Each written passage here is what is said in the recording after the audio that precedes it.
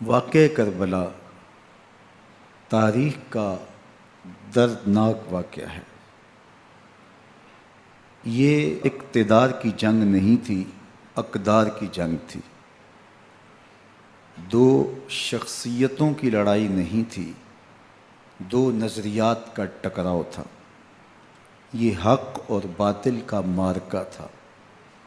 یزید ظلم کا استعارہ ہے، حسین ابن علی امن کی علامت ہے۔ یزید جبر کا پتلا ہے، حسین صبر کا پیکر ہے۔ یزید اپنی بدطینت فطرت اور اپنی طبع ناہموار کے باعث دنیا پر ذلت و رسوائی، ظلم، جبر، جور و زیادتی کی علامت بن کے ابھرا، اور حسین ابن علی رضی اللہ تعالی عنہ حق و صداقت کا نشان بن کے ابھرا۔ کربلا کے تپتے ہوئے ریگزار میں حسینی اور یزیدی دو کردار سامنے آتے ہیں۔ اقبال نے کہا تھا، موسیٰ و فرعون و شبیر و یزید، ایند و قوت از حیات آید پدید، زندہ حق از قوت شبیری است، باطل آخر داغ حسرت میری است، سرخ رو عشق غیور از خون او، شوخی ای مصرع از مضمون او، تا قیامت قطع استبداد کر، موج خون او چمن ایجاد کر۔ یزید بہدل کی بیٹی محسون کا ناپاک بیٹا تھا، اور حسین محمد عربی کی بیٹی فاطمہ کا شہزادہ تھا۔ یزید دمشق کے اطراف میں سرجون اور جریر اختل جیسے اوباشوں کے جرمٹ میں پل کے جوان ہوا۔ حسین کے گھر کا دروازہ مسجد نبوی کے اندر کھلتا تھا۔ یزید نشے میں دھت ہو کر کے نمازیں چھوڑ دیتا تھا۔ حسین کی کربلا کے اندر بھی نماز تہجد قضا نہیں ہوئی۔ یزید ظلم کا دوسرا نام ہے، حسین امن کی علامت ہے۔ یزید نے زندگی میں ایک مرتبہ حج کیا اور شراب کے مٹکے ساتھ لے کے آیا، اور اختل اور دیگر گویوں اور مغنیوں کو اپنے ساتھ رکھا تاکہ سفر آسانی سے کٹے۔ حسین ابن علی نے 25 حج سواری ہونے کے باوجود پیدل کیے۔ یزید حج بیت اللہ کے بعد مدینہ المنورہ آیا اور شراب کی ایک مجلس بپا کی۔ حضرت امام حسین رضی اللہ تعالی عنہ جب وہاں پہنچے تو شراب کی پھیلی ہوئی بدبو کو محسوس کرتے ہوئے فرمایا، یہ بو کیسی ہے؟ تو نشے میں دھت یزید بولا، یہ شام میں بنتی ہے، اور ایک جام منگوایا اور اس کو پیتے ہوئے دوسرا جام حضرت امام حسین رضی اللہ تعالی عنہ کی طرف بڑھاتے ہوئے کہا، ابا عبداللہ لیجئے۔ تو حضرت امام حسین رضی اللہ تعالی عنہ نے فرمایا، میں اس کی طرف دیکھتا بھی نہیں ہوں، اور پھر وہ عشقی اشعار پڑھنے لگا۔ جب یزید کی شراب نوشی کا منظر امام حسین رضی اللہ تعالی عنہ اپنی آنکھوں سے دیکھ چکے تھے تو مجھے بتاؤ، یزید کے ہاتھ پہ امام حسین کا پاک ہاتھ کیسے آتا؟ حضرت امام حسین رضی اللہ تعالی عنہ جس ماحول میں پلے تھے، جس ماحول میں پرورش پائی تھی، جس ماحول میں رہے تھے، وہ پاکیزہ اور تقدس مآب ماحول تھا۔ اور یزید کبھی اطراف دمشق میں، کبھی غوطہ میں، کبھی الخضرہ محل میں، اور کبھی کہاں داد عیش دیتا رہا اور لہو و لعب کے اندر مصروف رہا، اور اس کی زندگی ان چیزوں سے عبارت تھی۔ وہ محرمات کو حلال قرار دیتا، شراب نوشی اس کی ہڈیوں میں رچی ہوئی تھی، اور شریعت بیضا کا مذاق اڑایا کرتا۔ اور حسین ابن علی رضی اللہ تعالی عنہ کی دوستیاں جن لوگوں سے تھی وہ عبداللہ ابن عباس تھے، عبداللہ ابن عمر تھے، حضرت عبد الرحمن بن ابو بکر رضی اللہ تعالی عنہ تھے۔ یزید تو جوا کھیلتا رہا، یزید تو قمار بازی کرتا رہا، یزید تو شراب نوشی کرتا رہا، اور حسین ابن علی مسجد نبوی کے ممبر میں حضور کے پہلوؤں میں بیٹھتے رہے۔ زمانے نے وہ منظر دیکھا کہ سرخ رنگ کے جوڑے پہنے ہوئے حسنین کریمین حجرہ فاطمہ سے نکلتے ہیں، کم عمری کی وجہ سے کبھی گرتے ہیں کبھی سنبھلتے ہیں، اور آقا کریم خطبہ ارشاد کر رہے ہیں، خطبہ چھوڑ کے حضور نے شہزادوں کو اٹھا لیا۔ وہ منظر بھی زمانے نے دیکھا۔ حضرت عبداللہ بن شداد کہتے ہیں کہ حضور سجدے میں تھے اور سجدہ اتنا طویل ہو گیا، ہمیں لگا یا تو وحی کا نزول ہو رہا ہے یا پھر اللہ کا حکم آ گیا اور اللہ کے محبوب کی روح قبض کر لی گئی۔ لیکن میں نے جب نظریں اٹھا کے ننکیوں سے دیکھا تو کیا منظر تھا کہ حسین ابن علی حضور کی پشت پہ بیٹھے ہوئے اور میرے آقا سجدے کو طول دے رہے ہیں۔ اللہ اکبر! حسین کے لیے پیغمبر کے سجدوں کو طول دیا جا رہا ہے۔ حسین ابن علی کبھی ممبر پہ حضور کی اطراف میں بیٹھتے ہیں، وہ منظر بھی دنیا نے دیکھا کہ حضور کے مبارک کندھوں پر حسین ابن علی بیٹھے ہیں اور حضور کی زلفوں کو پکڑا ہوا ہے۔ تو حضرت عمر رضی اللہ تعالیٰ عنہ دیکھ کے کہتے ہیں واہ واہ کیسی سواری میسر آئی حسین ابن علی کو۔ تو میرے آقا مسکرا کے کہتے ہیں عمر سواری دیکھتے ہو سوار بھی تو دیکھو۔ اللہ اکبر! حضرت اسامہ بن زید بن حارثہ رضی اللہ تعالیٰ عنہ فرماتے ہیں رات کا ایک پہر گزر گیا اور مجھے حضور سے کوئی کام تھا، میں آقا کریم کی خدمت میں حاضر ہوا، در دولت پہ دستک دی، حضور تشریف لائے تو چادر اوڑی تھی، بکل کی ہوئی تھی میرے حضور نے، تو میں نے اپنی حاجت کہی تو حضور نے میری حاجت پوری کر دی۔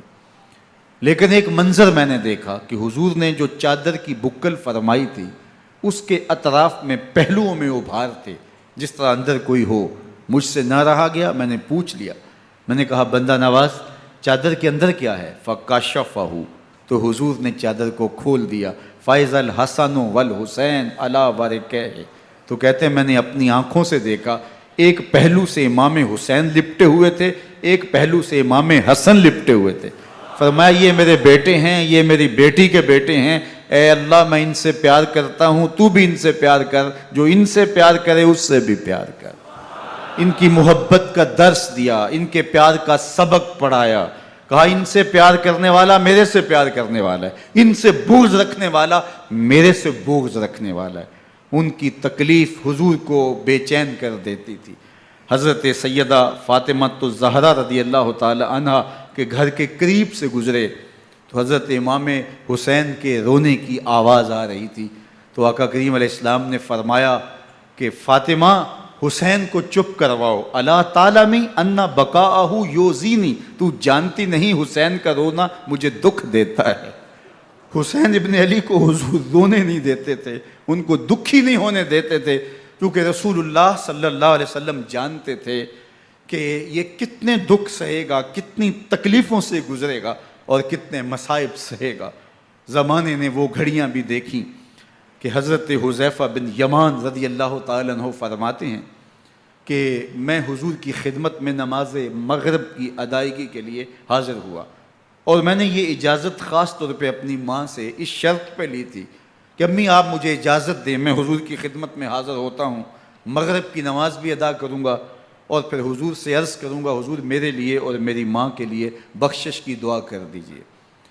ماں نے اس شرط پہ اجازت دے دی اور میں حضور کی خدمت میں آ گیا، نماز مغرب ادا کی، سلام پھرا تو میرے دل میں آرزو تھی میں حضور سے عرض کروں حضور میرے لیے اور میری ماں کے لیے مغفرت کی بخشش کی دعا کر دیں، لیکن حضور عبادات میں ذکر میں نوافل میں ایسے مشغول ہوئے کہ میں آرزو رکھنے کے باوجود بھی عرض نہ کر سکا۔ خیر نماز عشاء کا وقت ہوا، اذان پکاری گئی، حضور مصلی پہ آئے، نماز پڑھی، سلام پھرا، تو میرے دل میں پھر خیال آیا کہ ماں سے ایک نماز کی چھٹی لی تھی، نمازیں بھی 2 ہو گئیں، ماں نے جاتے پوچھنا ہے، حضور سے میرے لیے اور اپنے لیے مغفرت کی، بخشش کی دعا کروائی تھی، تو کیا جواب دوں گا؟ اور حضور اٹھے اور کاشانہ اقدس کی طرف چل دیے۔ اب میرے دل میں یہ خیال رہ کے آ رہا تھا کہ ماں کو کیا جواب دوں گا؟ میں تو حضور سے بخشش و مغفرت کی دعا کروا ہی نہیں سکا۔ جب حضور چل پڑے تو غیر ارادی طور پہ میں بھی حضور کے پیچھے چل پڑا۔ چلنے میں تھوڑی سی رفتار تیز ہو گئی، جس سے قدموں کی آہٹ پیدا ہوئی، تو جب آواز پیدا ہوئی تو حضور نے رخ پھیرے بغیر فرمایا، من ھذا، میرے پیچھے پیچھے کون آ رہا ہے؟ پھر خود ہی کہا، حذیفہ تو نہیں؟ تو میرا دل دھڑک رہا تھا، قلت نعم، میں نے کہا جی حضور، میں حذیفہ ہوں۔ فرمایا، ما حاجتک، غفر اللہ لک ولامک، کیا کام ہے؟ اللہ تجھے بھی بخش دے، تیری ماں کو بھی بخش دے۔ اب جو کام تھا وہ جنبش لب سے پہلے ہی ہو گیا، یہاں تو لفظوں کا سہارا بھی نہیں لینا پڑتا، وہ بند لبوں کی بولیاں بھی سنتے ہیں۔ اقبال بولا ہے، فروغت صبح آثار و دہور، چشم تو بی نندائے ما فی الصدور، تیری نظر تو سینوں کے چھپے راز بھی دیکھتی ہے۔ تو کہا، ما حاجتوں کا، غفر اللہ لک ولامک، اللہ تجھے بخش دے، تیری ماں کی بھی مغفرت کر دے، کیا کام ہے؟ اب جو کام تھا وہ تو ہو گیا۔ تو میرے حضور نے ارشاد فرمایا، حذیفہ سنو، ابھی ایک فرشتہ آیا ہے جو اس سے قبل دھرتی پر پہلے کبھی نہیں آیا، آج پہلی مرتبہ اللہ سے اجازت لے کے 2 کام کرنے آیا ہے۔ ایک تو مجھے سلام کرنے آیا ہے، اور دوسرا خوشخبری دینے آیا ہے کہ آپ کی بیٹی فاطمہ جنتی عورتوں کی سردار ہے، اور حسن اور حسین جنتی جوانوں کے سردار۔ ایک طرف یزید ناپاک میسون کا پلیت بیٹا، اور ایک طرف محمد عربی کا نواسا، فاطمہ کے دودھ کا اثر، علی المرتضیٰ کے خون کی تاثیر، رسول اللہ صلی اللہ علیہ وسلم کے کندھوں پہ بیٹھنے والا۔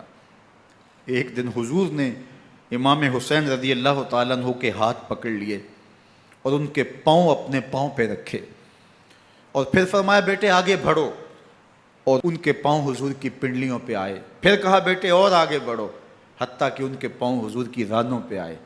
پھر فرمایا، بیٹا اور آگے بڑھو، تو ان کے پاؤں حضور کے مبارک بطن اقدس پہ آئے۔ پھر بازوؤں کو کھینچ کے اپنے قریب کیا، اور حسین ابن علی کے منہ میں اپنی زبان رکھ دی، اور وہ اس طرح چوس رہے تھے جس طرح کھجور چوسی جاتی ہے۔ تو اللہ کے محبوب علیہ السلام نے حسین ابن علی کو اپنی زبان کا لعاب دہن دے کر کے، وہ شیر رحمت دے کر کے، وہ کوثر و تسلیم سے پاکیزہ تر آب رحمت عطا کر کے ان کی ہمیشہ کے لیے پیاس بجھا دی، تاکہ کل کربلا کے تپتے ہوئے ریگزار میں حسین ابن علی کو پیاس کی شدت تنگ نہ کرے اور پائے استقلال میں لغزش نہ آنے پائے۔ ان نازوں سے پالے ہوئے حسین کو، ان محبتوں سے پالے ہوئے حسین ابن علی کو امتحان بھی اتنے بڑے درپیش تھے۔ یاری تیری سونا پر ازمیشاں تیریاں اگ، سونا پرکھیا جامدہ ہے نال اگاں دے لگ۔ جتنا بڑا شخص ہوتا ہے اتنی آزمائشیں بھی بڑی ہوتی ہیں۔ پیغمبر رحمت کی آغوش میں کھیلنے والا، حجرہ فاطمہ کا جانشین، مصلی رسول کا وارث، منبر رسول صلی اللہ علیہ وآلہ وسلم پر حضور کے مبارک پہلو اور گود میں بیٹھنے والا حسین، حضور کی زبان چوسنے والا حسین، حضور کے کندھوں پہ سواری کرنے والا حسین، آقا کریم علیہ الصلوۃ والسلام کے مبارک سجدے کی حالت کے اندر حضور کی پشت پہ کھیلنے والا حسین، جس حسین کا دروازہ مسجد نبوی کے اندر کھلتا تھا اور یزید کی کرتوتوں کے چشم دید گواہ تھے۔ یزید جب تخت نشین ہوتا ہے تو اسے یہ فکر ہوتی ہے کہ امام حسین، عبداللہ بن زبیر، عبداللہ بن عمر، عبداللہ ابن عباس یہ میری بیعت کریں. اور وہ ولید بن عقبہ کو لکھتا ہے کہ ہر صورت میں ان کی بیعت لو، اور اگر بیعت نہ دیں تو سختی کرو. حضرت امام حسین رضی اللہ تعالی عنہ کو بلاوا آتا ہے کہ آپ کو دارالامارت میں گورنر ہاؤس میں بلایا جا رہا ہے. ولید بن عقبہ کا پیغام آپ کو پہنچتا ہے. آپ اس وقت فرماتے ہیں کہ اس وقت جو پیغام پہنچا ہے وہ کسی خطرے سے خالی نہیں ہے.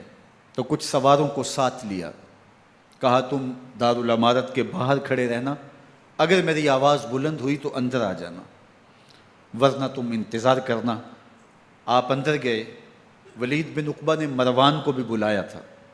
مروان بن حکم یہ گورنر مدینہ ولید سے پہلے رہ چکا ہے، تو اس نے مشورہ دیا کہ سختی کی جائے.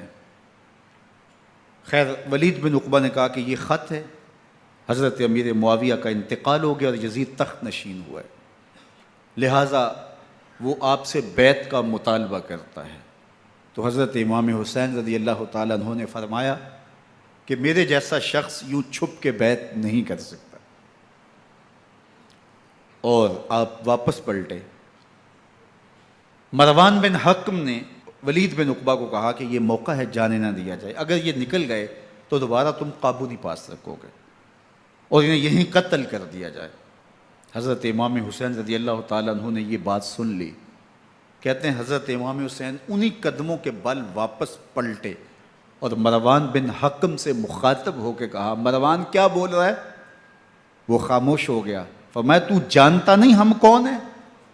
آنا حسین ابن علی ابن ابی طالب، میں حسین ہوں، میں علی کا بیٹا ہوں. ہمارے گھر میں قرآن اترتا رہا ہے، وحی کا نزول ہوتا رہا ہے، اور یزید فاسق ہے، فاجر ہے، مسلمانوں کا قاتل ہے اور شرابی ہے.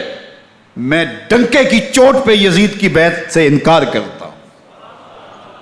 بس حیدری کچھار سے محمدی شیر نکل آیا ہے. اب اوسان خطا ہو گئے، راستہ چھوڑ دیا، واپس آئے. سیدہ زینب سے ملے، کہا مدینے کو چھوڑنا پڑے گا. کہا بھیا کیا ہوا؟ کہا یزید بیعت لینے پہ مصر ہے اور میں کسی صورت بھی بیعت نہیں کروں گا. رسول اللہ کا مدینہ ہمارے خون سے لالہ زار بنے گا. میں نہیں چاہتا کہ حضور کے شہر نور کی حرمت پامال ہو. دوستو وہ کیسا منظر ہوگا جب حسین ابن علی نے آخری حاضری حضور کے روضے پہ دی ہوگی.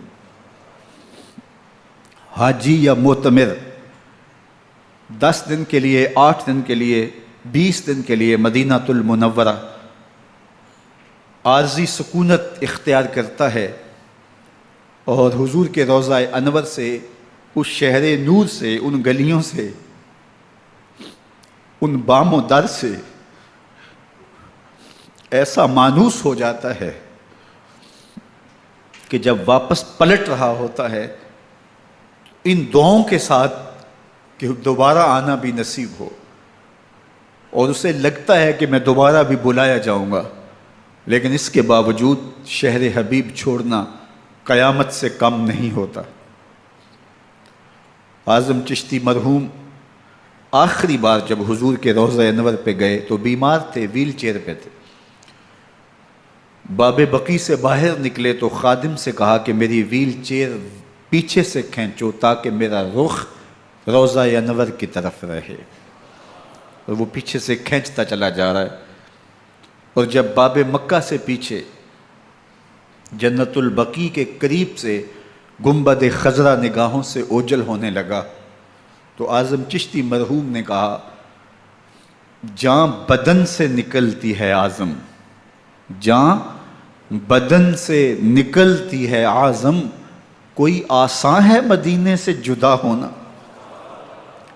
کوئی آسان ہے مدینے سے جدا ہونا.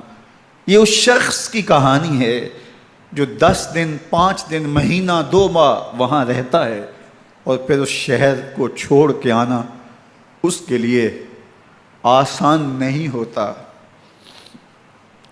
اور مجھے بتاؤ کہ حسین جو پیدا مدینے میں ہوا، جس کے گھر کا دروازہ مسجد نبوی کے اندر کھلتا تھا، جو مسجد نبوی کے اندر پرورش پا کے جوان ہوتا ہے اور مدینے کی گلیوں میں کھیلتا رہا، اس حسین ابن علی کے لیے مدینہ چھوڑنا، اور پھر وہ اس بات کا علم اور شعور رکھتے تھے کہ یہ آخری بار حضور کے در پہ حاضری ہے، دوبارہ اس شہر نور میں نہیں آ سکوں گا، تو کیا قیامت ہوگی اور کیا منظر ہوگا۔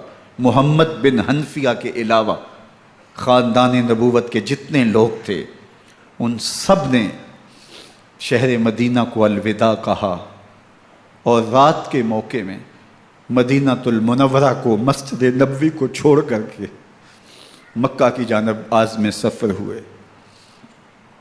3 شعبان المعظم کو مکہ المکرمہ پہنچتے ہیں، ادھر کوفیوں کے خطوط آنے شروع ہو جاتے ہیں۔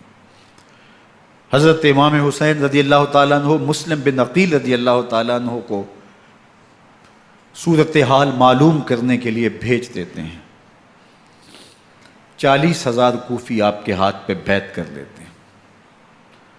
ادھر 25 پیدل حج کرنے والے حضرت امام حسین 8 ذی الحج کو احرام باندھتے ہیں، لیکن آپ کو پتہ چلتا ہے کہ حاجیوں کے روپ میں قاتل چھپا دیے گئے، تو آپ اس احرام کو حج کی بجائے عمرے میں بدلتے ہیں اور کوفے کی جانب عازم سفر ہوتے ہیں۔ کائنات والو، ذرا سینے پہ ہاتھ رکھ کے دیکھو کہ یہ کتنا مشکل مرحلہ تھا۔ اس دین کی آبرو کو بچانے کے لیے حضرت امام حسین رضی اللہ تعالیٰ عنہ نے کتنا بڑا قدم اٹھایا۔ آپ کے بہی خواہ، دوست، احباب عبداللہ بن عمر یہ سارے روکتے ہیں۔ عبداللہ بن عباس کہتے ہیں حضرت نہ جائیے، الکوفی لا یوفی، کوفی کبھی وفا نہیں کرتے، آپ کے والد کو وہاں شہید کیا گیا، لیکن آپ ایک فرض کو نبھانے جا رہے ہیں۔ میرے غم گسارو، میرے مہربانوں، نہ روکو مجھ کو جانے دو، مجھے نانے کے دی کی ڈوبتی کشتی بچانے دو، میں جاتا ہوں کہ دنیا پر وفا کا نام رہ جائے، میں رہوں نہ رہوں پر عظمت اسلام رہ جائے۔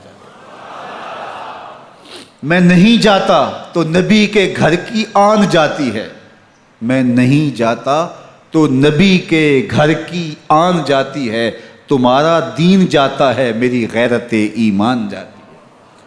حضرت امام حسین یہاں سے چلتے ہیں، ابھی راستے میں ہی پہنچتے ہیں کہ یہ خبر آتی ہے کہ کوفے والوں نے بے وفائی کر دی، حضرت مسلم بن عقیل رضی اللہ تعالیٰ عنہ کو شہید کر دیا گیا، نعمان بن بشیر معزول کر دیے گئے، ابن مرجانہ ابن زیاد وہاں متعین کر دیا گیا جو سخت گیر شخص تھا، اور اس نے لوگوں کو ڈرایا دھمکایا اور کوفے کے لوگوں کے دل بدل گئے اور وہ بیتیں توڑنے لگے۔ وہ منظر مسجد کوفہ کا کتنا دلگداز تھا، جب امام نماز کے لیے کھڑے ہوئے تو 40,000 لوگ آپ کے پیچھے تھا۔ جب سلام پھیرا اور امام نے دیکھا کہ پیچھے لوگ نہیں ہیں، پھر لوگوں نے اپنے دروازے بھی بند کر لیے۔ رات کی تنہائیاں ہیں اور حضرت مسلم بن عقیل کو کوئی پناہ دینے والا نہیں ہے۔ لوگوں نے دروازے بند کر لیے کہ کہیں ہمارے گھر میں نہ آ جائیں اور ہم مشقت اور حکومتی تشدد کا شکار نہ ہوں۔ کتنا دردناک لمحہ ہے حضرت مسلم بن عقیل رضی اللہ تعالیٰ عنہ پہ، اور پھر حضرت مسلم بن عقیل بے دردی سے شہید کر دیے جاتے ہیں۔ آپ ابھی راستے میں ہیں، یہ ساری کہانی پہنچتی ہے کہ حضرت مسلم شہید کر دیے گئے اور بے دردی سے شہید کر دیے گئے۔ وہ جنہوں نے خط لکھے تھے کہ ہم آپ کے ساتھ ہیں اور ہم منتظر ہیں، چشم برا ہیں، آپ کے قدموں کی چاپ سننے کے لیے بےتاب ہیں، آج انہوں نے بیتیں توڑ دی۔ 40,000 کوفی منحرف ہو گئے۔ مسجد کوفہ کا وہ منظر کس قدر روح کو تڑپا دینے والا تھا۔ ہم پچھلے سال عصر اور مغرب کے درمیان جب کوفہ پہنچے تو سورج ڈوبنے کے قریب تھا۔ میں نے اپنی زندگی میں اتنا اداس موسم کہیں نہیں دیکھا جتنا اداس موسم کوفے میں دیکھا۔ ایسے لگتا تھا جس طرح کوفے کی آب و ہوا آج بھی شرمندہ ہے۔ جو مسلم بن عقیل اور خاندان نبوت کے ساتھ اہل کوفہ نے کیا، حضرت امام حسین رضی اللہ تعالیٰ عنہ کو ان کے بہی خواہوں نے، اعزاء نے، اقربا نے، دوستوں نے، آوان و انصار نے، ساتھیوں نے کہا کہ حضرت حالات یکسر تبدیل ہو گئے، اب ہمیں مراجعت کر جانی چاہیے، واپس پلٹ جانا چاہیے۔ تو حضرت امام حسین کافی سوچ بچار میں رہے، پھر اس کے بعد آپ نے فیصلہ کیا کہ ہم آگے بڑھیں گے۔ دوستوں نے کہا کہ حضرت اگر آپ آگے بڑھیں گے تو ہمیں لگتا ہے کہ وہ آپ کے ساتھ سلوک اچھا نہیں کریں گے اور آپ بچوں کے سامنے پیاسے شہید کر دیے جائیں گے۔ تو حضرت امام حسین رضی اللہ تعالیٰ عنہ نے وہاں ایک خطبہ ارشاد فرمایا کہ لوگوں تم جو مجھے بتا رہے ہو مجھے اچھی طرح معلوم ہے، جو تم مجھے منظر پیش کر رہے ہو وہ میری نگاہوں میں ہے، اور جو کچھ ہونے والا ہے چشم تصور وہ منظر دیکھ رہی ہے۔ چونکہ حضرت امام حسین رضی اللہ تعالیٰ عنہ کی شہادت کی خبر حضرت امام حسین کے پیدا ہوتے ہی خاندان نبوت میں عام تھی۔ حضور علیہ الصلوۃ والسلام کو یہ بات جبریل امین نے آ کے بتائی تھی جب حسین ابن علی کے ساتھ حضور محبت کا اظہار کر رہے تھے، تو یہ جبریل امین نے آ کے کہا تھا حضور آپ کا یہ بیٹا عرض طف میں شہید کر دیا جائے گا، اور کربلا کی مٹی لا کے حضور کو دی اور ام سلمہ کو حضور نے عطا کر دی۔ حضرت ام سلمہ کہتی ہیں کہ ایک دن میں سوئی تو خواب دیکھا کہ حضور کے مبارک بال بکھرے ہوئے ہیں اور سخت پریشان ہیں، تو میں نے کہا کہ حضور آپ کی یہ کیا حالت ہے؟ وَبِيَدِهِ قَارُورَةٌ، اور حضور کے ہاتھ میں ایک شیشی ہے، فیہا دمن، جس کے اندر خون ہے۔ تو میں نے کہا حضور یہ کیا؟ فرمایا میں قتل گاہ حسین سے آ رہا ہوں اور یہ حسین ابن علی کا خون ہے۔ تو کہا 10 محرم کا دن تھا، دوپہر کا یہ منظر تھا، میں قیلولہ کر کے اٹھی، جب میں نے دیکھا تو وہ شیشی جس میں کربلا کی مٹی رکھی تھی وہ خون بن چکی تھی۔ تو یہ خبر پہلے دی گئی تھی، یہ بتا دیا گیا تھا۔ فرمایا میرے دوستو جو تم مجھے بتاتے ہو میں اس سے بے خبر نہیں ہوں، یہ سب کچھ ہونے والا ہے، لیکن اس کے باوجود میں کیوں جا رہا ہوں؟ تو آپ کا ایک تاریخ ساز جملہ ہے جو کربلا کے فلسفے کو ہمارے سامنے رکھتا ہے کہ یہ اتنا بڑا امتحان کیوں دیا۔ حضرت امام حسین رضی اللہ تعالیٰ عنہ نے فرمایا وَلَكُمْ فِيَّ أُسْوَةٌ، میں اس لیے جا رہا ہوں قیامت تک ظلم، جبر اور ناانصافی کے خلاف کھڑے ہونے والوں کے لیے کوئی نمونہ تو ہو۔ میری زندگی قیامت تک ظلم، جبر اور استحصالی نظام کے خلاف کھڑے ہونے والوں کے لیے نمونہ ہے۔ تو حضرت امام حسین رضی اللہ تعالیٰ عنہ نے حق اور باطل کے درمیان ایک سرخ لکیر کھینچ دی اپنے خون سے۔ اب حق اور باطل کا امتیاز کرنا مشکل نہیں ہے، کوئی باطل پہ اڑا رہے تو الگ بات ہے، لیکن امتیاز کرنا مشکل نہیں ہے۔ حدود بالکل واضح کر دیں۔ اقبال نے یہاں کتنی خوبصورتی کے ساتھ اس مضمون کو نبھایا۔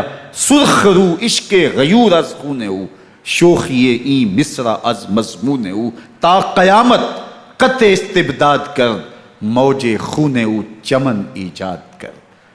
ایک جہاں آباد کر دیا، حق اور باطل کی راہیں اجال دی۔ اب لوگوں کو یزید کا چہرہ پہچاننے میں دیر نہیں لگتی، وقت کے ہر یزید کا چہرہ آسانی سے پہچانا جا سکتا ہے۔ یہ معرفت زمانے کو کروائی کس نے؟ حسین ابن علی نے کروائی رضی اللہ تعالی عنہ۔ تو حضرت امام حسین نے فرمایا کہ جو میرے ساتھ ہونے والا ہے میں اچھی طرح جانتا ہوں، لیکن میں اس کے باوجود آگے بڑھوں گا۔ پھر بڑھے اور کربلا میں جا کے خیمہ زن ہو گئے۔ 7 محرم کو پانی بند کر دیا گیا۔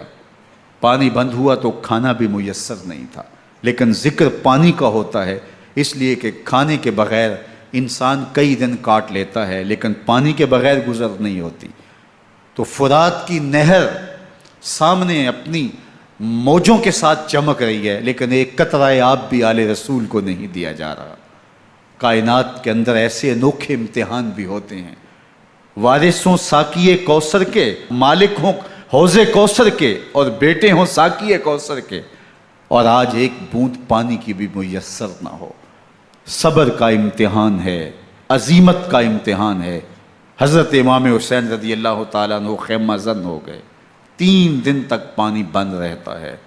9 محرم کو رات کی تنہائی میں حملہ آور ہونا چاہتے ہیں، لیکن آپ نے کہا کہ ہمیں اللہ کے حضور عبادت اور ذکر کے لیے وقت دیا جائے۔ ساری رات ذکر میں گزرتی ہے، عبادات میں گزرتی ہیں۔ رات کے اندھیرے میں آپ چراغ بجھا دیتے ہیں۔ آوان و انصار کو کہتے ہیں کہ ان کی دشمنی میرے ساتھ ہے، انہیں میرا خون چاہیے، اگر تم رات کی تاریکی میں نکل جاؤ تو میں تم سے کوئی مواخذہ نہیں کروں گا، اور یہ بھی تمہارا پیچھا نہیں کریں گے، اس لیے کہ ان کا مطلوب تم نہیں ہو، ان کا مطلوب میں ہوں۔ جب چراغ جلایا تو کوئی بھی نہیں گیا۔ مسلم بن نوسجہ کھڑے ہو کے کہتے ہیں، حضرت اگر ہمارے بدن کو 70 بار کاٹا جائے اور جلایا جائے اور ہواؤں میں اڑا دیا جائے پھر بھی آپ کا ساتھ نہیں چھوڑیں گے۔ 70 سال کے بوڑھے ہیں حبیب بن مظاہر، کہتے ہیں حضرت آپ کو چھوڑ کے جائیں کہاں، آپ کو چھوڑ کے جائیں کہاں، کوئی ساتھ چھوڑنے کے لیے تیار نہیں ہے۔ پیاس ہے، سخت گرمی ہے، کربلا کا ماحول ہے، 72 افراد اور خاندان کی خواتین میدان کربلا میں خیمہ زن ہیں۔ دوسری طرف لشکر اعداء اشقیا 22,000 کی تعداد میں مقابلے میں، ایک روایت 30,000 کی ہے۔ ان صرف 72 پیاسے لوگوں کے لیے اتنے لوگوں کو جمع کرنے کا مقصد خوف زدہ کرنا تھا۔ شرط ہے کہ یا یزید کی بیعت کر لیں، محاصرے توڑ دیں گے، پانی دستیاب ہوگا، اعزاز و اکرام سے نوازا جائے گا، خزانوں کے منہ کھول دیے جائیں گے۔ لیکن حسین ابن علی کہتے تھے سب کچھ لٹ جائے گا، باطل کے ہاتھ پہ ہاتھ نہیں رکھوں گا۔ اللہ اکبر۔ اب صبح طلوع ہوتی ہے، عاشور کا دن چڑھتا ہے، سورج اپنی پوری تمازت کے ساتھ گرمی برسا رہا ہے۔ آج خاندان نبوت کا امتحان زمانے نے دیکھنا ہے۔ رسول اللہ کا لعاب چوسنے والا اس کے صبر کا آج امتحان ہے۔ حضور کے کندھوں پہ کھیلنے والے حسین کا آج امتحان ہے۔ اللہ اکبر۔ حسین ابن علی تمام حجت کرتے ہیں، میں نے تمہارا کچھ نہیں بگاڑا، میں نے کسی کا خون نہیں کیا، میں نے کوئی زیادتی نہیں کی، تم کیوں میرے قتل کے در پہ ہو؟ تم جانتے نہیں میں کون ہوں؟ میں تمہارے نبی کا نواسا ہوں، رسول اللہ صلی اللہ علیہ وآلہ وسلم کے کندھوں پہ کھیلتا رہا ہوں، حضور کا لعاب چوستا رہا ہوں، اور میں بوسہ گاہ رسول صلی اللہ علیہ وآلہ وسلم ہوں۔ لیکن ان اشقیاء کے دل پر کوئی چیز اثر انداز نہیں ہوتی۔ ایک ہور ہے، اللہ اس کے دل میں نرمی ڈالتا ہے۔ پہلے تو امام حسین کو گھیر کے لے کر کے آتا ہے، لیکن بعد میں وہ قافلہ یزید سے قافلہ حسین کی طرف آ جاتا ہے۔ امام حسین فرماتے ہیں تو دنیا میں بھی ہور ہے، آخرت میں بھی ہور ہے، آزادی مل جاتی ہے۔ باقی 22,000 کا لشکر جرار امام حسین کے قتل کے در پہ ہے۔ پھر تاریخ نے خاندان نبوت کا وہ انوکھا امتحان دیکھا۔ حضرت امام حسین کے بچے بالخصوص خواتین پیاس کی شدت میں حلق خشک ہیں۔ حضرت سکینہ تڑپ کے اپنے باپ سے کہتی ہیں کہ مجھے 6 ماہ کے علی اصغر کی پیاس نہیں دیکھی جا رہی۔ بچے کو ہاتھوں پہ اٹھاتے ہیں اور نہر فرات کے کنارے پہنچ کے فرماتے ہیں اشقیاء سے مخاطب ہو کے تمہارا معاملہ میرے ساتھ ہے، اس 6 ماہ کے بچے نے تمہارا کچھ نہیں بگاڑا، اور چلو بھر کے اس کا حلق سیراب کرنا چاہتے ہیں۔ ایک 2 شاخہ تیر آتا ہے جو حضرت علی اصغر کے گلے کو چیر دیتا ہے۔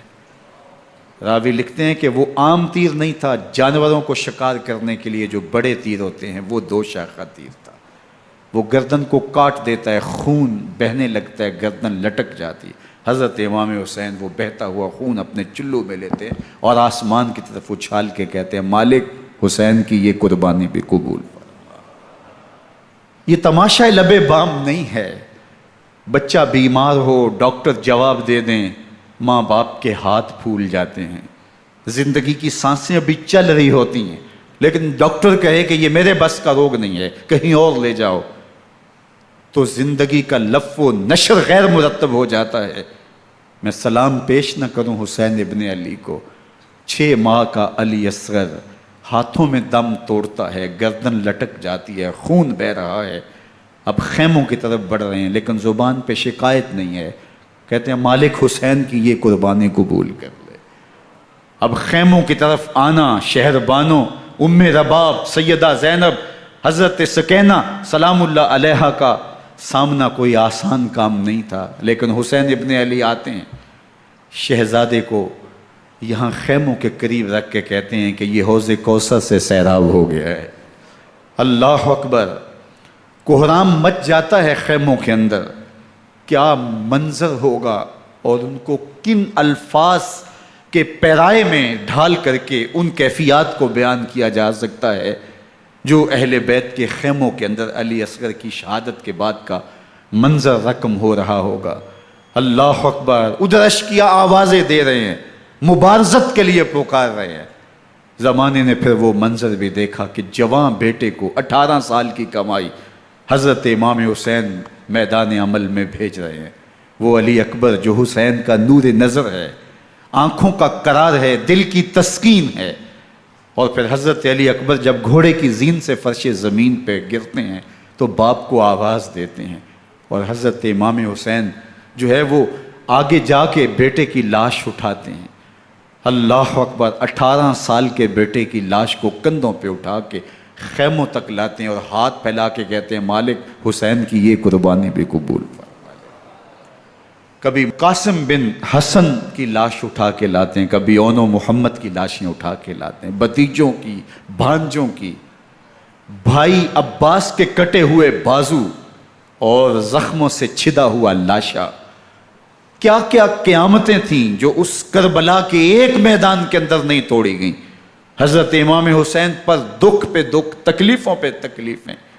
اب 71 لاشیں اٹھا کے خیموں تک پہنچا چکے، اور ادھر مبارزت کی دعوت دی جا رہی، آؤ میدان عمل میں آؤ، اب دیر کیوں کر رہے ہو۔ رسول اللہ کا حرم، رسول اللہ کی شہزادیاں جو نازوں میں پلی تھیں، وہ کلیاں جو شبنم کا بوجھ بھی گوارا نہیں کر سکتی تھی، آج مصیبتوں کے پہاڑ ٹوٹ گئے۔ حضرت امام حسین کبھی شہربانوں کو، کبھی ام رباب کو دلاسہ دیتے ہیں، کبھی حضرت زینب کو کہتے ہیں۔ حضرت زینب کربلا کے اس میدان کے اندر بڑے حوصلے کے ساتھ اپنے بھائی کے ساتھ کھڑی رہی، اپنے 2 بیٹے راہ خدا میں پیش کیے، ان کی لاشیں وصول کیں، لیکن زینب جس جرأت کے ساتھ، جس پامردی کے ساتھ اس سارے منظر کو حوصلے کے ساتھ سہتی رہی، وہ یقیناً حوصلہ سیدہ زینب سلام اللہ علیہا کا ہی ہے۔ لیکن یہ وہ منظر تھا کہ زینب کا دل بھی ڈول گیا جب حسین ابن علی گھوڑے پہ بیٹھنے لگے، اور ان کو گھوڑے میں بٹھانے والا کوئی نہیں تھا، اور جو بھی سوار جاتا پھر واپس اس کی لاش ہی آتی اور حسین ابن علی لے کے آتے۔ آج حسین ابن علی جا رہے ہیں، زندگی کا سارا سرمایہ لٹ رہا ہے، حضرت زینب سلام اللہ علیہا سنبھل نہیں رہی۔ حضرت امام رضی اللہ تعالیٰ عنہ اٹھے اور آپ نے حضرت زینب کو صبر کی تلقین کی اور کہا کہ صبر ہی بہترین ذریعہ ہے اور اللہ کی قربت کا ایک بہترین سبب ہے، اور ان کو صبر کی تلقین کرتے ہوئے فرمایا کہ میرے بعد تم نے اس ذمہ داری کو سنبھالنا ہے، اور ان مخدرات اسلام کی، ان شہزادیوں کے پردے کی تم نے حفاظت کرنی ہے۔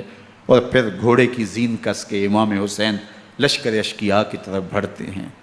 اب خیموں سے سسکیوں کی آواز آ رہی ہے، ان کا سردار، ان کا تاجدار آج سب کو چھوڑ کے کربلا کے میدان کی طرف بڑھ رہا ہے۔ جرم کیا کیا، قصور کیا کیا، اس نے کیا زیادتی کی کہ آج نیزوں اور انیوں کے مقابلے میں 22,000 کا لشکر حضرت امام حسین پہ ٹوٹ پڑتا ہے۔ آپ پھر اتمام حجت کرتے ہیں، میں نے کسی کو قتل نہیں کیا، خون ناحق نہیں بہایا، میرے خون کے درپے کیوں ہو، اپنی آخرت کیوں برباد کرتے ہو، تم جانتے نہیں میں کون ہوں، میں تمہارے نبی کا نواسا ہوں۔ لیکن ابن زیاد کہتا ہے مقابلے میں آؤ۔ پھر حضرت امام حسین رضی اللہ تعالیٰ عنہ مقابلے میں آتے ہیں، اور جب گھوڑے کو ایڑ لگا کے دشمن اشقیاء پہ ٹوٹتے ہیں تو پھر ایسا منظر ہوتا ہے کہ وہ بھیڑ بکریوں کی طرح آگے بھاگتے ہیں۔ 71 زخم کلیجے پہ لیے شجاعت کا یہ پیکر جب میدان میں آتا ہے، آواز آتی، یہ کون ذی وقار ہے، بلا کا شاہ سوار ہے، لباس ہے پھٹا ہوا غبار سے اٹا ہوا، تمام جسم نازنی چھدا ہوا کٹا ہوا، یہ نبی کا نور عین ہے، یہ بالیقین حسین ہے، یہ حسین ابن علی ہے رضی اللہ تعالیٰ عنہ۔ پھر چاند بادلوں میں گھر جاتا ہے، شامی ہنڈے تیر برساتے ہیں، تلواروں سے آپ کے بدن پر ضربیں لگاتے ہیں اور نیزوں سے آپ کے بدن کو پرو دیتے ہیں۔ جب آپ کا پیراہن بعد میں اتارا گیا تو آپ کے پیراہن میں 122 سوراخ تیروں کے تھے، 33 زخم تلواروں کے اور 34 گھاؤ نیزوں کے تھے۔ جب گھوڑے کی زین سے فرش زمین پر آئے، بدن چھلنی تھا، زخم زخم سے خون بہ رہا تھا، 3 دن کا پیاسا حسین، اللہ اکبر، بدن زخموں سے چور، 71 لاشیں کلیجے پہ لیے، مخدرات اسلام کے پردے کا خیال دل میں الگ ہے، لیکن گھوڑے کی زین سے جب فرش زمین پہ امام حسین آتے ہیں، زبان پہ ہائے نہیں، نالا و شیون نہیں، چیخ و پکار نہیں، آتے ہی پیشانی سجدے میں رکھتے ہیں اور پکارتے ہیں اللہم ردن بقضائک و صبرن علی بلائک تسلیما لامرک سبحان ربی الاعلی۔ مالک گھر لٹا کے، بچے لٹا کے، خاندان سب کچھ قربان کر کے، اپنے بدن کو زخموں سے چھلنی کروا کے، تیروں اور نیزوں کی انیوں سے اپنے آپ کو زخمی کروا کے، تیرے حضور سر جھکا کے یہ اقرار کرتا ہوں کہ حسین تیری تقدیر پہ راضی ہے، مالک تو بھی بتا، تو بھی حسین پہ راضی ہوا ہے کہ نہیں ہوا۔ آواز آ رہی ہے، اس پیاسے پر علی شیر خدا کو ناز ہے، اس نواسے پر محمد مصطفیٰ کو ناز ہے، اوروں نے بھی سجدے کیے پر اس کا عجب انداز ہے، اس نے وہ سجدہ کیا جس پر خدا کو ناز۔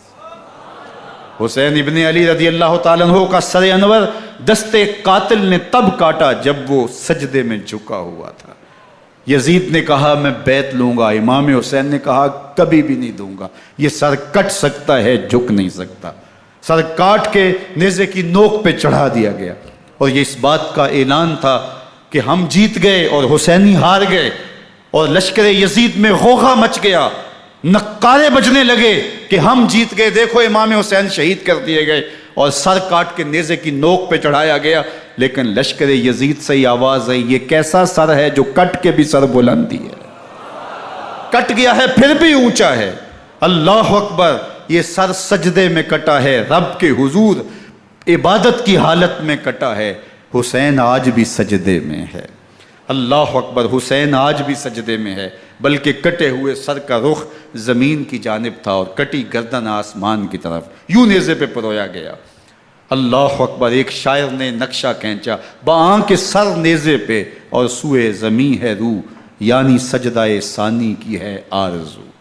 رکعت کے 2 سجدے ہوتے ہیں، ابھی ایک سجدہ ہوا تھا کہ دست قاتل نے سر کاٹ دیا، کہا حسین کی پیشانی میں دوسرے سجدے کی تمنا مچل رہی ہے۔ یہ تھا حسین ابن علی کا سجدہ، ساری زندگی رب کے حضور سجدہ قضا نہیں ہونے دیا۔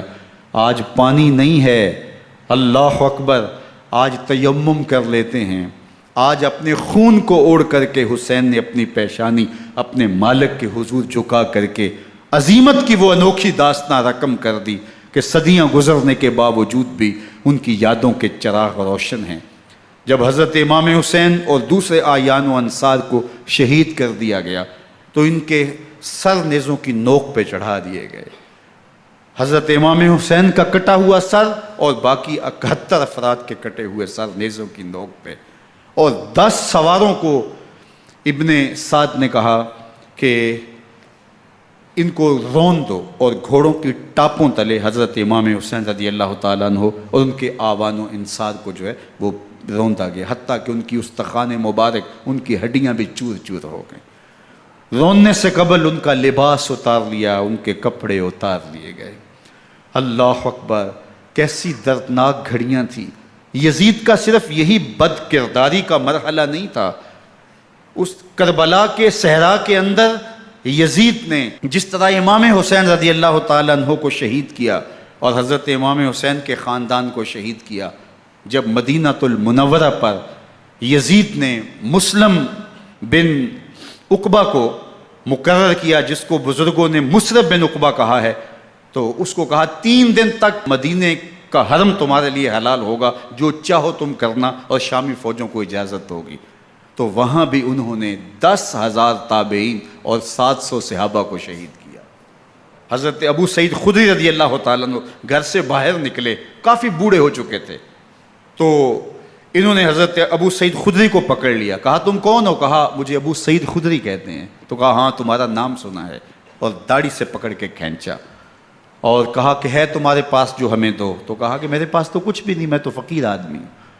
تو ان کے گھر ان کو لے گئے، تو 2 کبوتر رکھے تھے حضرت ابو سعید خدری نے، تو وہ کبوتر لوٹ کے لے گئے۔ اللہ اکبر۔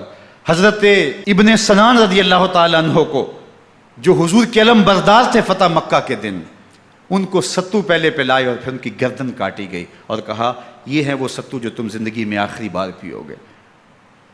ایک گھر میں داخل ہوئی شامی فوج، تو ایک خاتون کے ابھی ابھی بچہ پیدا ہوا تھا، اور قابلہ نے، دائیا نے، وہ بچہ ماں کی چھاتی پہ لٹایا، اور وہ ماں کا پہلا دودھ پی رہا تھا۔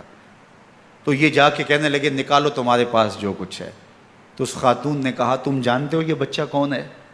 تو انہوں نے کہا ہم نہیں جانتے۔ کہا یہ حضرت ابن ابی کبشہ انماری رضی اللہ تعالیٰ عنہ کا بچہ ہے، اور یہ وہ صحابی ہیں کہ جو بیت الشجرہ کے موقع پہ حضور کے ہاتھ پہ بیعت کرتے ہیں۔ انہوں نے اس چیز کا لحاظ نہ کیا کہ جو کچھ ہے وہ ہمیں دو، ورنہ تیرے بچے کے نہیں چھوڑیں گے۔ تو ماں بچے سے مخاطب ہو کے کہتی ہے، ابھی بچہ پیدا ہوا ہے اور ماں سے پہلا دودھ پی رہا ہے، کہ بیٹے اگر میرے پاس کچھ ہوتا، وہ قیمتی سے قیمتی چیز بھی ہوتی، تیری جان کے لیے قربان کرتی، لیکن اس وقت میرے پاس کچھ ہے نہیں۔ تو ایک شکی آگے بڑھا اور بچے کو ایک ٹانگ سے پکڑ کے کھینچ کے دیوار کے ساتھ پٹک کے مارا، جس سے دماغ کا بھیجا نکل گیا۔ کیا کیا زیادتیاں نہیں کی۔ 700 صحابہ حرہ کے واقعہ میں شہید کیے یزید نے، اور 10,000 تابعین شہید کیے۔ مسجد نبوی میں منبر رسول کے ساتھ گھوڑے باندھے، اور وہ منبر رسول اور مصلی رسول کے قریب لید کرتے رہے۔ حضرت سعید بن المسیب فرماتے ہیں میں نابینا تھا اور حضور کے روضہ انور کے پاس بیٹھا تھا، اور یزید کے سپاہی آتے، جو بھی مسجد میں نظر آتا پکڑ کے لے جاتے، مجھے نابینا سمجھ کے چھوڑ دیتے، لیکن میں پریشان تھا کہ ظہر کا وقت ہوگا، عصر کا وقت ہوگا، مغرب عشاء کا وقت ہوگا، نہ اذان، نہ اقامت، نہ جماعت، تو کیسے مجھے پتہ چلے گا کہ نماز کا وقت ہو گیا، اور کیسی میری نمازوں کا کیا بنے گا؟ میں اس فکر میں بیٹھا تھا۔ لم ازل اسمع الاذان والاقامت من قبر رسول اللہ صلی اللہ علیہ وآلہ وسلم۔ فرماتے ہیں جب بھی پھر نماز کا وقت آیا، گنبد خضرا سے اذان کی بھی آواز آئی، اقامت کی بھی آواز آئی۔ 3 دن تک مسجد نبوی کے اندر گھوڑے بندے رہے، اور مدینہ کی حرمت پامال کی۔ مدینہ کے گھروں کے اندر یہ بدکماش داخل ہوئے، اور جو بدکاریاں انہوں نے کی، کلیجہ منہ کو آتا ہے۔ 1002 شیزائیں ان بدکاروں کی بدکاریوں کی وجہ سے کنواری حالت کے اندر حاملہ ہوئی۔ 3 دن تک مدینے کا حرم انہوں نے پامال کیا، اور پھر مکہ المکرمہ میں کعبہ اللہ پر گولے برسائے، اور کعبہ کا غلاف جل گیا۔ وہ تو یزید مر گیا، اور حضرت عبداللہ ابن زبیر رضی اللہ تعالیٰ عنہ نے اپنی خلافت کا اعلان کیا۔ یزید کے یہ کرتوت تھے، ادھر اہل مدینہ کو ستایا، ادھر اہل مکہ کو ستایا، اور رسول اللہ صلی اللہ علیہ وسلم کے خانوادے کی بے حرمتی اور توہین کی۔ نہ صرف انہیں قتل کیا گیا، ان کی لاشوں پہ گھوڑے دوڑائے۔ ابن سعد اور شمر جو ہے وہ خیموں میں داخل ہوا، اور مخدرات اسلام کی چادریں چھیننے کی کوشش کی۔ حضرت زینب سلام اللہ علیہ نے مخاطب ہو کے کہا ہمارے چہرے کے رکھوالے چلے گئے ہیں، ظالم تو خیال نہیں کرتا ہم رسول اللہ کی بیٹیاں ہیں۔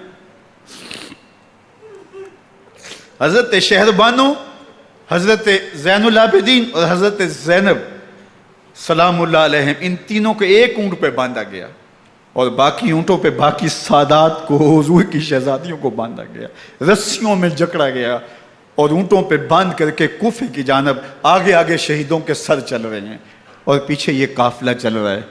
اور جب یہ قافلہ وہاں سے گزرا جہاں لاشیں پڑی تھیں، امام زین العابدین 14 سال کے تھے اور بیمار تھے، اور ان کا حوصلہ نہ ہوا، وہاں غشی ان کے اوپر آنے لگی، اور وہ منظر ابن کثیر نے، باقی لوگوں سب نے لکھا ہے کہ پھر جب ان کی یہ حالت ہوئی تو پھر سیدہ زینب سلام اللہ علیہ، جنہوں نے ابھی تک بڑے حوصلے کے ساتھ ساری مشکلات کا مقابلہ کیا تھا، اب ان کے بندن ٹوٹ گئے اور آنکھوں سے آنسو بہنے لگے، اور سیدہ زینب نے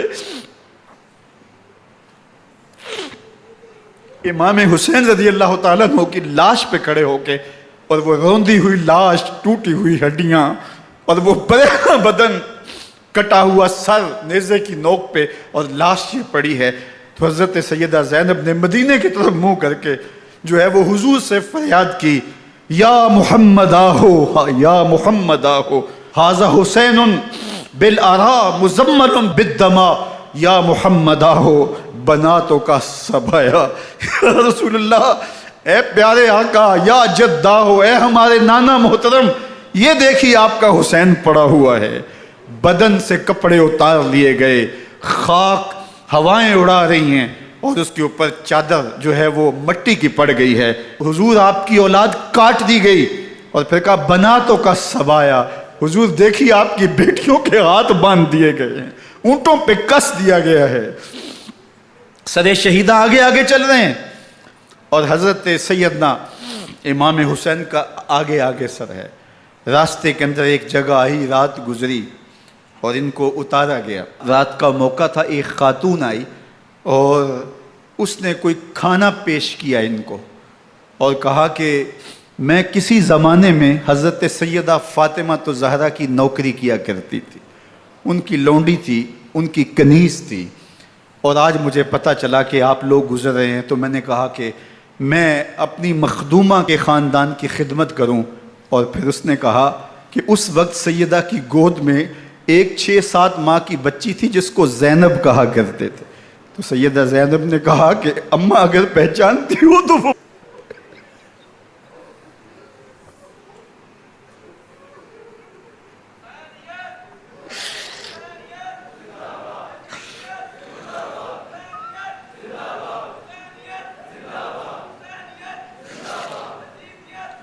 یہ تاراج اور لٹا ہوا کارواں پھر وہاں سے کوفے میں کیسے پہنچا، اور کوفے کے اندر سیدہ زینب سلام اللہ علیہا نے وہ یزید کے دربار میں، ابن زیاد کے دربار میں وہ جرأت آمیز جو باتیں کہیں، اللہ اکبر، زینب کی زبان میں علی کی خطابت بول رہی تھی، اور پھر دشمن اور دوست سارے رونے لگے، اور وہ کیا دل گداز منظر تھے۔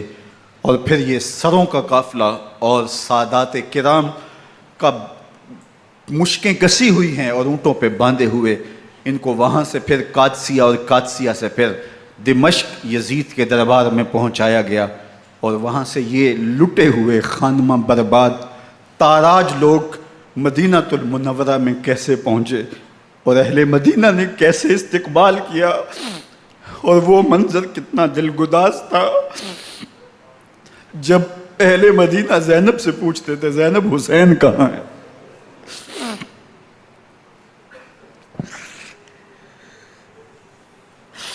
بے مروت بے وفا تیرا بھی کیا افسانہ ہے، جس نے اپنی ہی شمع کو گل کیا تو وہ پروانہ ہے۔ اپنے پیغمبر کے شہزادوں کو اور اپنے پیغمبر کی شہزادیوں کو جو دکھ اس امت نے دیے، یہ کائنات کی ایک انوکھی داستان ہے۔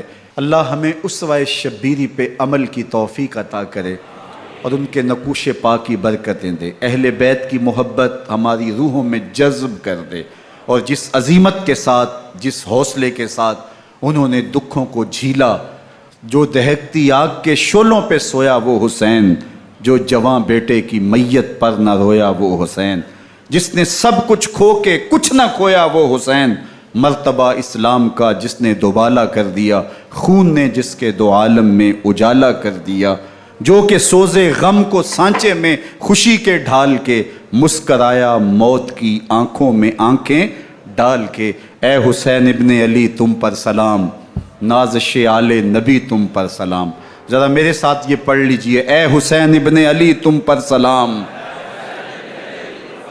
نازش آل نبی تم پر سلام، تم پہ لاکھوں رحمتیں لاکھوں سلام، اے شہیدان محبت کے امام، لالا گوں لالا بدن لالا کفن، اے چمن اندر چمن، زندگی ہی زندگی تیری حیات اے حیات اندر حیات، افتخار ملت بیضا ہے تو، رب کعبہ کی قسم یکتا ہے تو، فخر کا دل میں دریچہ باز کرنا چاہیے، جن کا تو آقا ہے ان کو ناز کرنا چاہیے۔ وآخر دعوانا ان الحمدللہ۔